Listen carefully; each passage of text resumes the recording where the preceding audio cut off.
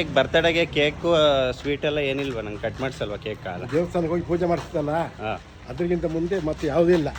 ಈ cake cut ಮಾಡೋದು, candle ಆರಿಸೋದು ಅದೆಲ್ಲ ನಮ್ದಲ್ಲ, ಅದಲ್ಲ ಫಾರಿನ್ನವ್ರದ್ದು. ಮತ್ತು ನಿಮ್ಮ ಬರ್ತಡೆಗೆಲ್ಲ ಕಟ್ ಮಾಡ್ತಿದ್ರಿ?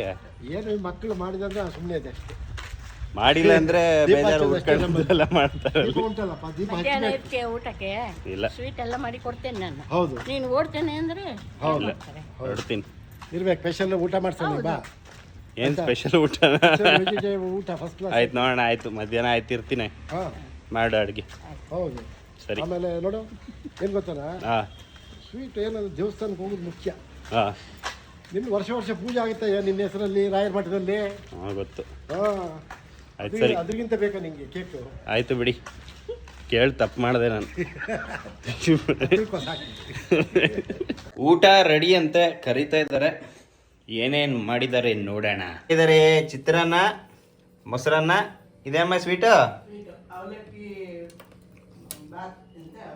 ಪಾಯಸ, ಏನ ರೈಸ್ ಇತ್ತು ಪಾಯಸನ, ಅವಲಕ್ಕಿ ಅವಲಕ್ಕಿ